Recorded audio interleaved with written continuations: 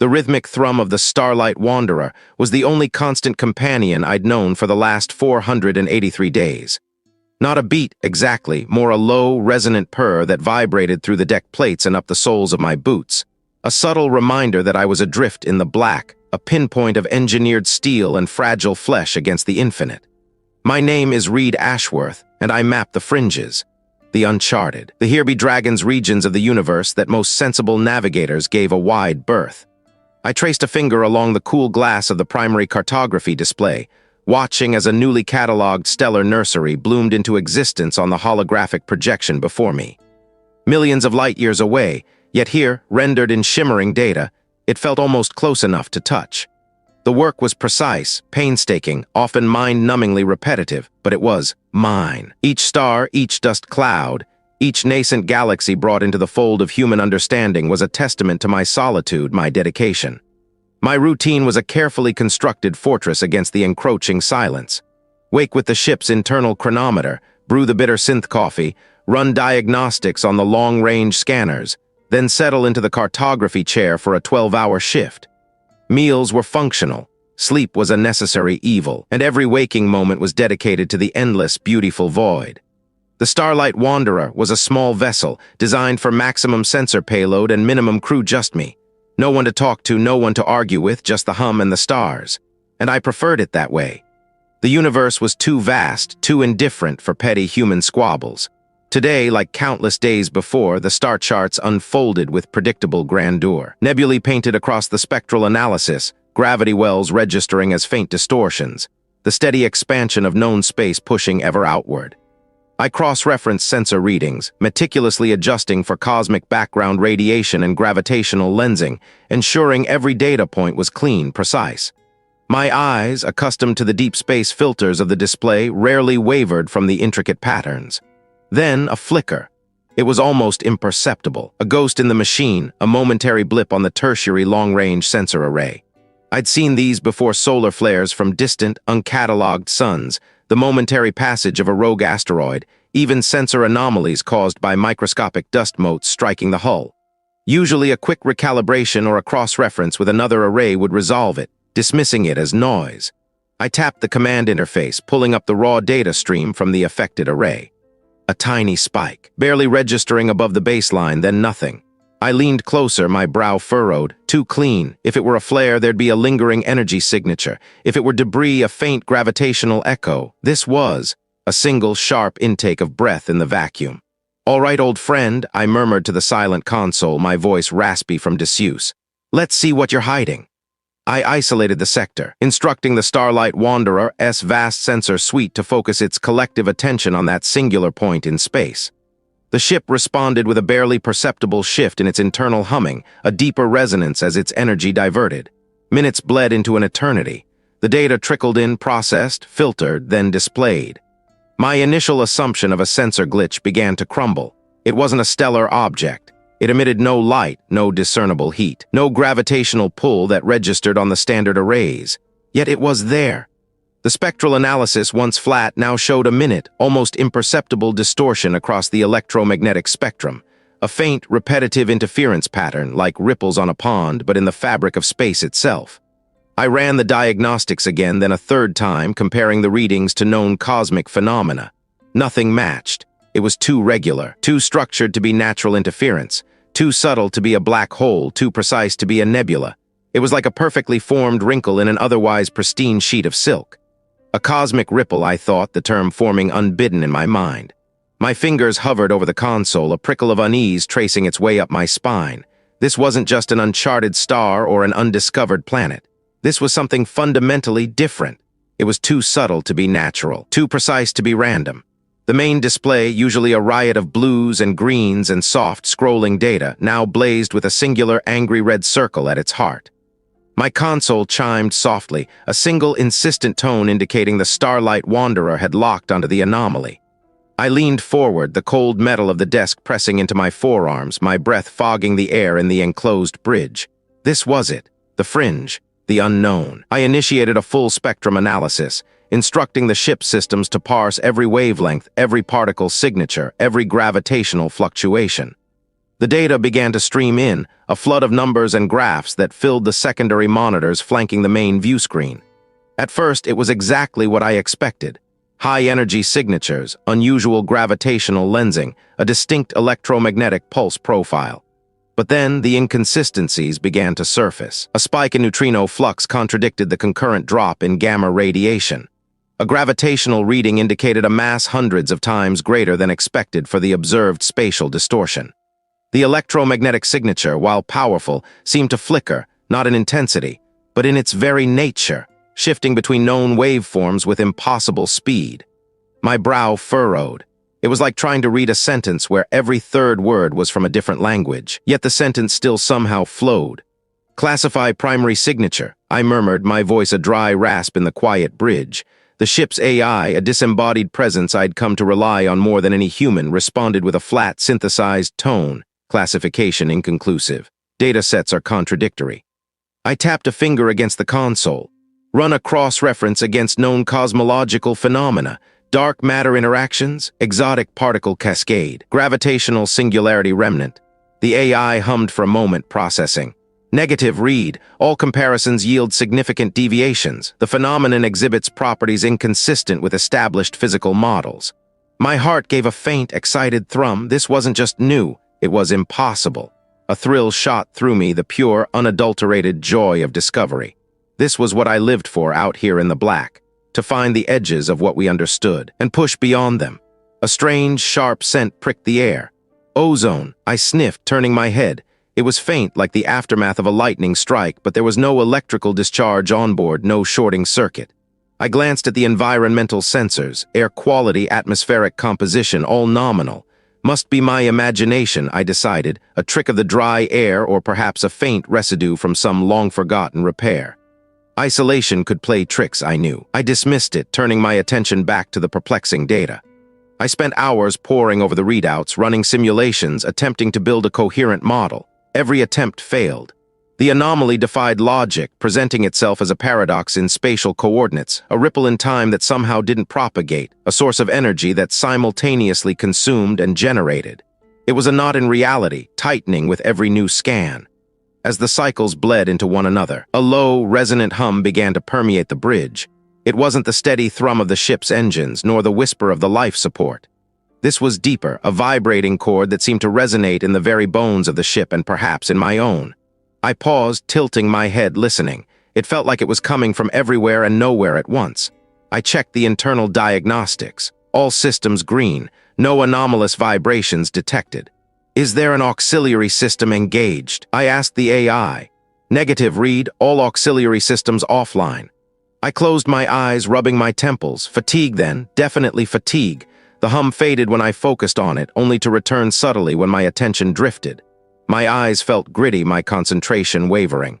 I hadn't slept in nearly 30 hours, driven by the sheer intellectual challenge this anomaly presented.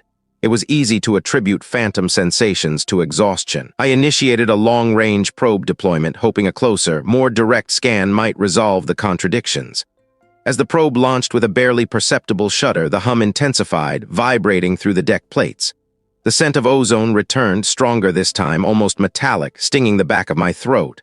I coughed, a dry, involuntary hack. The main display flickered, not the anomaly data, but the bridge itself. For a moment, the sleek, metallic curves of the Starlight Wanderer S-console dissolved into something else. The air was thick with the smell of damp earth and stale dust, heavy and cloying. Above me, low, reinforced steel girders crisscrossed a ceiling stained with years of condensation. The light was dim, sickly yellow, cast by naked bulbs encased in wire cages. Echoes swallowed what little sound I made, my breath catching in my throat. This wasn't the bridge. The walls were thick, rough-hewn concrete, painted a peeling, institutional green. Heavy blast doors, rusted at the hinges, loomed in the periphery of my vision. Why was I here? What was this place? My mind raced, trying to grasp the sudden shift. Had I blacked out? Was this a simulation? But the sensory details were too sharp, too visceral. I could feel the grit under my boots, the tremor in the concrete from some distant, unseen machinery. Then, as abruptly as it began, the hallucination fractured. The concrete walls rippled like water, the stale air evaporated, and I was back on the bridge of the Starlight Wanderer, hands still gripping the console. The red circle on the main display pulsed, an angry, insistent beat. The ozone scent lingered, a ghost of a memory, and the hum was still there, a low, resonant thrum beneath the thumping of my own heart. I blinked, shaking my head, trying to clear the lingering image of the bunker. A stress-induced hallucination. That had to be it. My body was screaming for rest, my mind overloaded with impossible data. I was pushing too hard, letting the isolation get to me. This anomaly, whatever it was just a new, strange phenomenon, not some cosmic key to unlocking my own subconscious fears. I would classify it. I would understand it. I had to. The alternative was untenable. I wiped a sheen of sweat from my brow, my determination hardening. I would crack this. I would. The artificial dawn cycle of my ship's habitat module had just begun, painting the sterile walls in a soft, simulated orange. I'd managed a few hours of fitful sleep, less a restorative rest and more a momentary lapse into unconsciousness, punctuated by the persistent, barely audible hum. It was the hum I'd first noticed when the anomaly registered on my long-range sensors, a frequency so low it vibrated more in my bones than my ears. I sat at my console, the holographic displays still swirling with the intricate, impossible geometries of the cosmic distortion. My determination, a stubborn core in the pit of my being, was the only thing keeping me anchored. I reached for my mug, the lukewarm nutrient paste a familiar, bland comfort. As my fingers closed around the ceramic, the mug seemed to ripple, its solid form momentarily blurring, then snapping back into sharp focus. My hand hesitated. I blinked, rubbing my eyes. Fatigue, I told myself, a trick of light, a microspasm in my optic nerve. The deep space isolation was playing its predictable games. I turned back to the data, trying to re-immerse myself in the numbers, the energy signatures, the gravitational lensing that defied every known principle of astrophysics. The anomaly wasn't just there. It was acting, subtly twisting the fabric of space-time in ways my instruments struggled to quantify. A shadow, long and impossibly thin, stretched across the bulkhead in my peripheral vision. I flinched, snapping my head to the left. Nothing, just the uniform white wall illuminated by the console's glow. My breath hitched. I knew the ship's lighting grid, knew the angles, knew where shadows should fall. That wasn't one of them. My mind, overworked and underslept, was simply manifesting visual noise. I leaned closer to the screen, my eyes tracing the fractal patterns. The chronometer, a small, unobtrusive display above my primary monitor, flickered. Not just the digits changing, but the entire display, a brief, chaotic scramble of numbers and symbols before settling back to the precise time, 06:17:34. I stared at it, my brow furrowed. I ran a quick diagnostic, no errors, no power fluctuations. The ship's systems were robust, redundant. It shouldn't flicker. I stood, pacing the cramped confines of my quarters. The metal deck plates beneath my boots felt solid, yet a fleeting sensation of rough, damp concrete brushed against the soles. The air, usually crisp and recycled, carried a faint, earthy tang like stale air trapped for decades. I paused by the viewport, staring out at the inky blackness punctuated by distant, indifferent stars. For a moment, the reinforced glass seemed to thicken, distorting the starfield into a hazy, impenetrable barrier, like a small, reinforced observation slit in a vast, subterranean chamber. The image was so vivid, so complete, that I instinctively scanned for the thick blast door, the emergency rations, the crackle of a long-dead radio.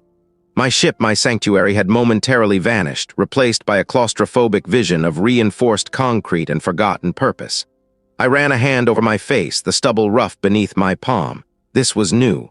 The hum, the subtle visual noise I could almost rationalize. But this felt like a breach, a deeper intrusion. It wasn't just my perception, it felt like the very space around me was bending.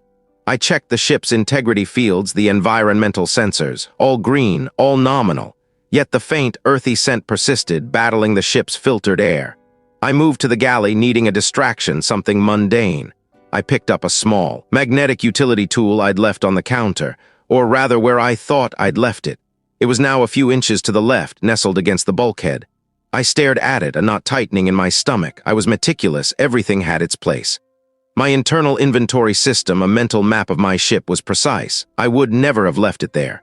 I picked it up, feeling its cool weight. It felt real enough. I put it back exactly where it belonged, then watched it. My eyes narrowed. It didn't move. My determination warred with a rising tide of fear. There was I unraveling. It was the easiest, most logical explanation. But the chronometer, the faint smell, the shifting tool, these weren't just internal hallucinations. They were subtle shifts in my external reality, changes my instruments were utterly blind to. The anomaly was no longer just a distant, abstract phenomenon on a screen. It was here in my ship, in my head, its influence expanding, insidious and silent, beyond the reach of my technology. This wasn't just me breaking down. Something else was breaking through, the artificial dawn cycle of my ship's habitat module. That was the last thing I remembered. But the air I drew into my lungs now was thick with the scent of ozone and old dust, not the recycled sterility of my vessel.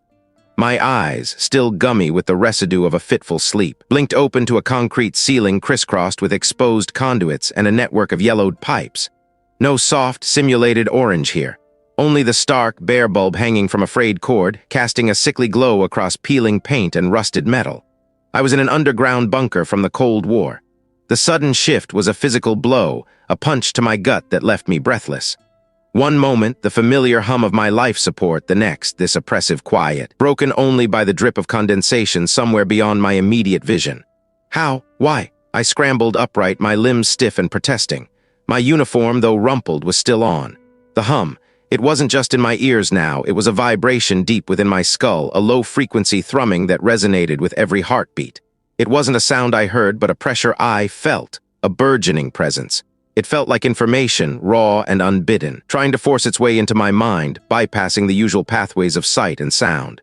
The room was small, a single entry hatch in one wall, a shelf of ancient, unlabeled cans in another. The air was heavy, stagnant, tasting of forgotten time. This wasn't real. It couldn't be. I closed my eyes, willing myself back to the ship, to the familiar, if isolating, comfort of my own command deck. When I opened them again, the bunker remained. But something else was there now, superimposed over the peeling paint. A shimmering, intricate pattern like frost on a window pane, but formed from pure thought. It wasn't a visual illusion, it was a mental one. I could feel its complexity, its impossible geometry, the sheer volume of its data, all without truly seeing it with my eyes. It was a waking nightmare, a vision painted directly onto the canvas of my consciousness. My head throbbed. It was rusted stiff, but it turned with a groan. The hatch swung inward, revealing a short, dark corridor, identical concrete walls stretching into gloom. No signs of my ship, no signs of anything familiar. My comms unit, it had to be on my wrist. I yanked up my sleeve, revealing the sleek device. My fingers, trembling, activated the emergency frequency. Reid Ashworth to command. I enunciated, trying to keep my voice steady, professional. Requesting immediate status update and location verification. I believe I've been dislocated. Only static answered, a harsh, spitting hiss that seemed to mock my desperation. Do I read me? This is Reid Ashworth. I repeat, do I read me? More static. Then a brief, garbled burst, not words, but a distorted sequence of tones, like a dying transmission from a place beyond human hearing. It wasn't the anomaly, not exactly, but it felt like an echo of its incomprehensible language, warped by the failing signal. The line between what was external interference and what was internal noise blurred even further. Was I even transmitting? Or was the static just another manifestation of this mental assault? Sleep, when it came, was a fractured landscape of abstract geometry and the weight of impossible distances. I'd drift, only to be jolted awake by the feeling of something vast and ancient pressing against the fragile shell of my mind. The bunker felt less like a physical place and more like a stage for this internal unraveling. The patterns, the data stream, the omnipresent hum, they were becoming clearer, not in their meaning, but in their intensity. They weren't just impressions anymore. They were sensations, emotions, a pervasive sense of colossal, patient indifference. It was the feeling of being a single dust mote caught in the breath of a sleeping titan. I stared at my reflection in a tarnished metal panel on the wall. A stranger looked back, haunted and lost. Was this bunker real? Was I real? Or was this all a construct, a desperate attempt by my mind to contextualize the incomprehensible, to give form to the formless entity that was slowly, insidiously becoming a part of me? The hum intensified, a crescendo of silent data, and for a terrifying moment I wasn't Reid Ashworth anymore. I was a conduit, a whisper in a void too vast to measure. The garbled burst of tones still resonated in the tight confines of the underground bunker from the Cold War. My fingers, numb and stiff, hovered over the console, a relic of an era long past, repurposed by my own desperate hand. The static that followed the tones wasn't just white noise. It was a living, breathing thing, a veil shivering between me and, what, the anomaly, or just the frayed edges of my own mind? What was that? I muttered, my voice thin and reedy in the stale air. I glanced around the concrete room, the exposed pipe snaking across the low ceiling, the heavy blast door that sealed me in. No one was there, of course. Just me. Reid Ashworth, deep space cartographer, now apparently a prisoner of an abandoned Cold War relic, or so my eyes insisted. The ship, my vessel, my sanctuary, felt a million light-years away, a memory fading into the static. I leaned closer to the monitor, its green phosphor glow illuminating the dust motes dancing in the air. The static swam across the screen, a blizzard of random pixels, but it wasn't random, not anymore. Then a triangle distorted, warped by the ceaseless agitation. I blinked, rubbed my eyes. The patterns vanished, only to reappear a moment later, more subtle, more insidious. Was it the bunker's ancient air system, or was it the anomaly's breath, seeping into my fabricated reality? The low hum of the bunker's ancient generators, a constant companion, now sounded like the deep, stressed groan of a hull under immense pressure. The concrete walls around me seemed to shift, to breathe, contracting inward as if trying to crush the air from my lungs. This wasn't a bunker, it was a cage, and the walls were alive, pressing in. I grabbed a stylus and a pad of paper, sketching furiously. The spiral, the triangle, a series of concentric circles that dissolved into sharp, jagged lines. My hand trembled, but I forced it to obey.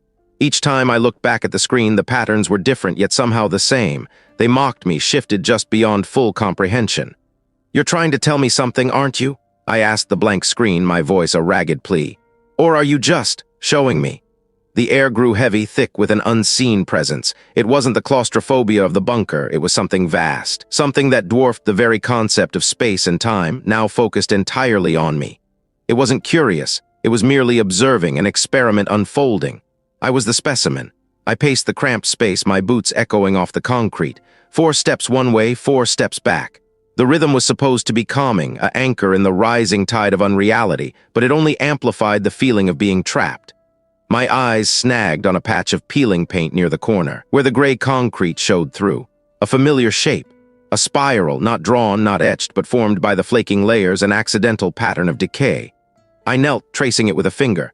It was the same spiral I'd seen in the static, the same one I'd sketched. My breath hitched. My mind raced, trying to find a rational explanation. Coincidence, pareidolia, my brain imposing order on chaos. The anomaly wasn't just influencing my perceptions. It was bleeding into the physical world, reshaping the very fabric of my immediate surroundings. The bunker wasn't just a bunker, it was a canvas. I stood up slowly, turning in a full circle. The rust bloom on a forgotten metal cabinet, the condensation trails on the ceiling, even the way the dust had settled in the corners, they all seemed to resolve into faint, repeating motifs. The shapes from the static were everywhere, subtle at first, then glaringly obvious once I knew what to look for. The bunker groaned again, a deep, resonant thrum that vibrated through the floorboards. But this time it wasn't the ship. It was the bunker itself, responding, changing. The observation wasn't just a feeling, it was a process. The entity wasn't merely watching, it was writing itself onto my reality, using the static as its ink, my perceptions as its parchment. I wasn't just isolated, I was a fundamental part of the unraveling. It wasn't a gaze that left me, but one that settled in, making itself at home in the soft tissues behind my eyes, then behind my thoughts. It felt like a slow, deliberate colonization, an indifferent occupancy. My breath hitched, not from fear, but from a profound sense of intrusion. The air in the underground bunker from the Cold War, already stale and heavy with the scent of old metal and dust, now seemed to press in with an added, alien weight. I was a fly caught in amber, observed, catalogued, and utterly insignificant. Sleep was a luxury I couldn't afford, not with that sensation prickling at the edges of my consciousness. My eyes burned, gritty from staring at the screens, the flickering data points a dizzying constellation of half-truths. The coffee had long since lost its potency, leaving behind only a bitter film on my tongue and a jittery tremor in my hands. Days had blurred into a single, endless vigil. I'd lost track of the rotations outside, the sun and stars, the concepts of night and day. Here, beneath the earth, only the insistent hum of the life support systems and the glow of my monitors marked the passage of time. I ran the simulations again, for the 100th time, the anomaly's data streams painting impossible geometries across the display. My initial models, based on known astrophysical phenomena, had all collapsed under the weight of new, contradictory information. It defied every law, every principle I'd ever learned. I was a cartographer mapping a space that refused to be mapped, a reality that buckled under the scrutiny of my instruments. My fingers, stiff and sore, danced across the holographic interface, manipulating the parameters, trying to force the chaotic data into a recognizable pattern. The anomaly wasn't moving through space. It was as if space itself was being rewritten around it. The sheer scale of that thought made my stomach clench. I had always conceived of the universe as a vast, unchanging canvas upon which events unfolded. This was a brushstroke altering the canvas itself. A particular cluster of data points, previously dismissed as instrumental noise, began to catch my eye. They weren't random. They weren't fluctuations. They were echoes, not echoes of sound or light, but echoes of structure, as if a fundamental blueprint was being subtly, imperceptibly altered, and these points were the residual ripple effect. I zoomed in, isolating the cluster, running a cross-correlation against the most stable, distant stellar objects I had charted. The results were chilling.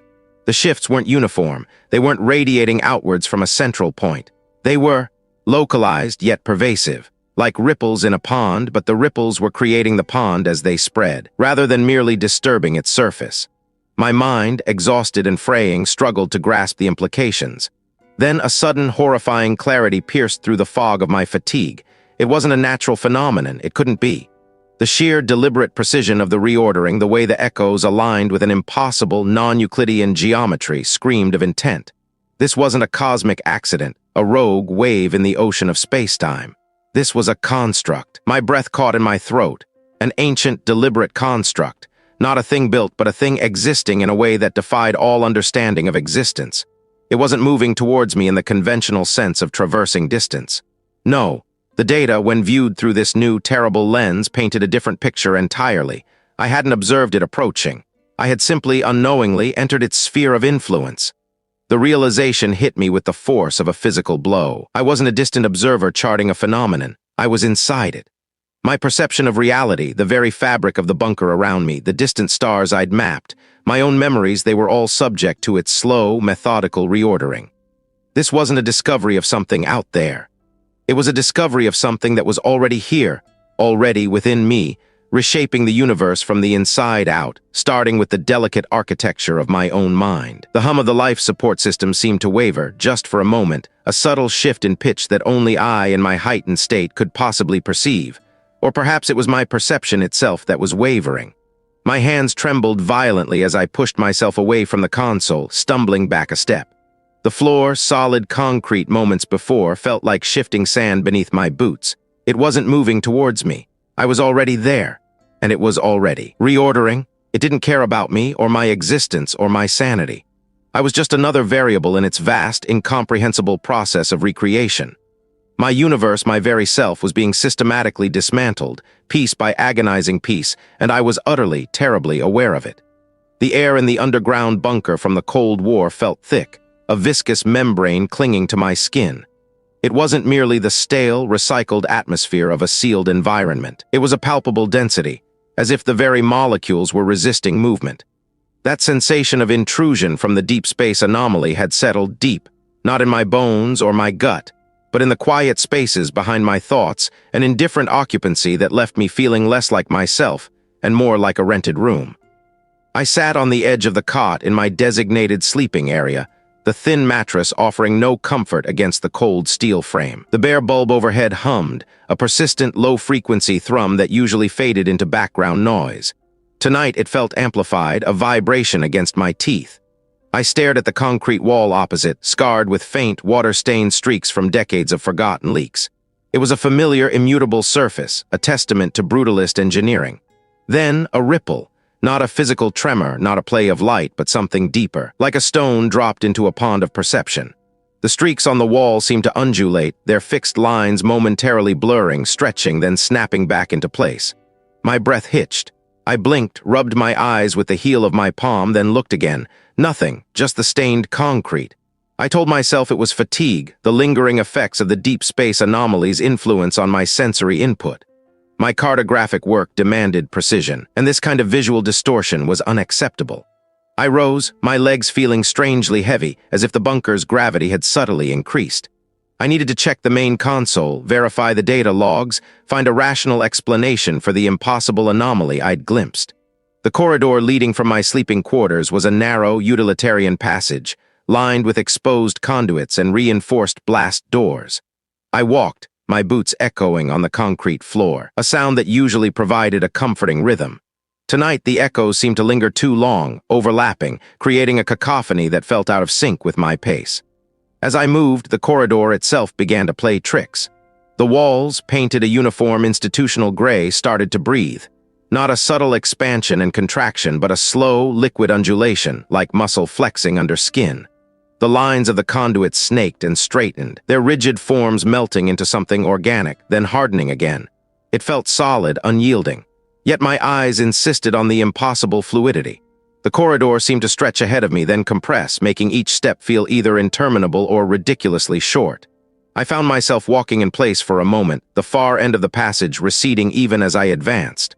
My heart began to thud, a dull drumbeat against my ribs. This wasn't fatigue. This wasn't a trick of light. I stumbled into the main observation chamber, a larger space dominated by the primary console and its array of outdated monitors. I'd placed it there hours ago, a simple, mundane object. Now, as I watched, it lifted. Slowly, deliberately, it rose from the console, not floating, not sliding, but lifting, as if gravity had reversed its hold on this single, insignificant item. The coffee within sloshed gently, defying its own inertia, forming impossible concave curves against the mug's rim. My mind reeled, trying to categorize, to rationalize. Air currents, magnetic fields, there was no fan, no hidden mechanism. The mug ascended perhaps a foot, hung there for a long moment, then just as slowly began to descend, settling back onto the console with a soft clink.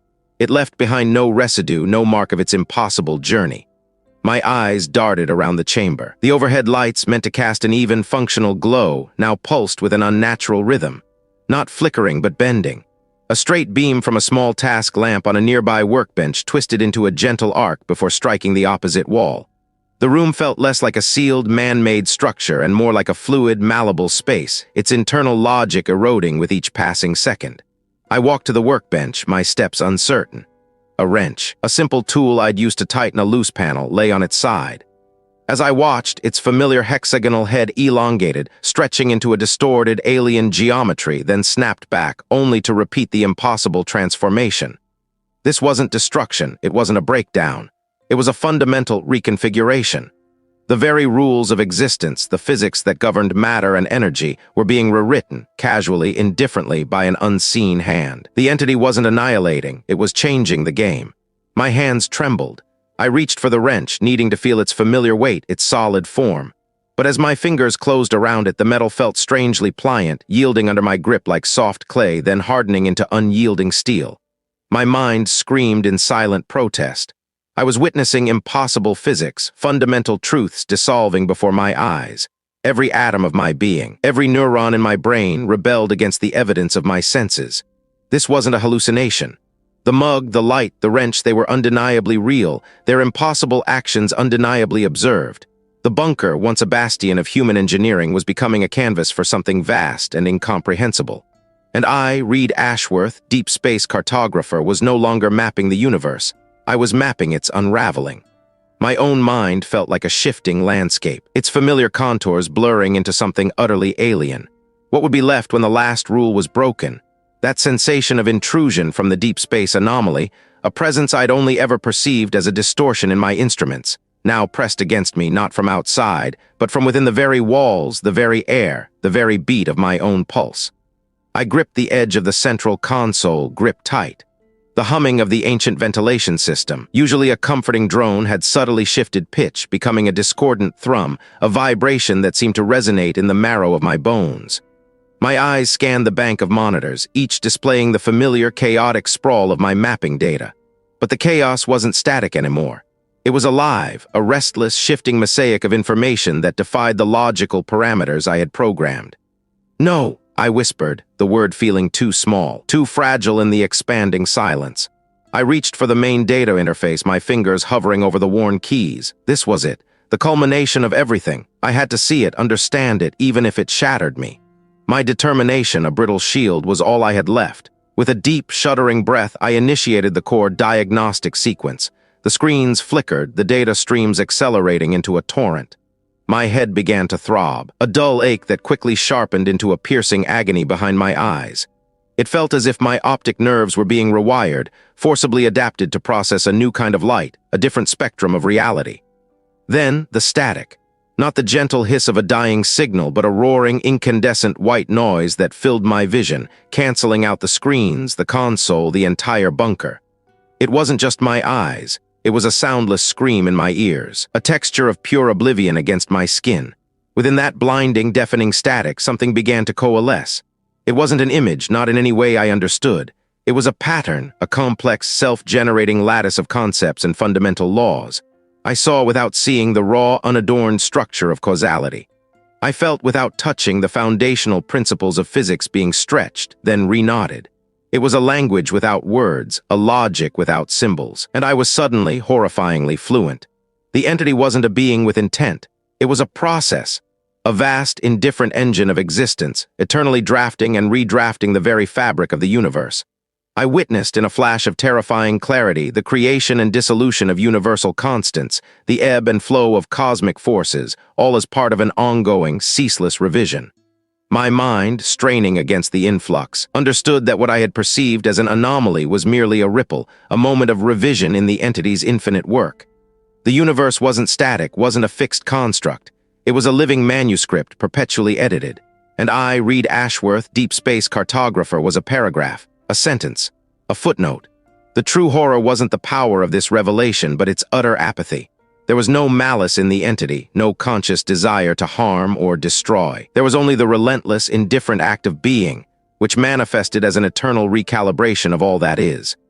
My perception, my very consciousness, was simply the nearest, most accessible canvas for this rewriting. I felt my memories begin to fray at the edges, not violently ripped, but gently, meticulously unstitched.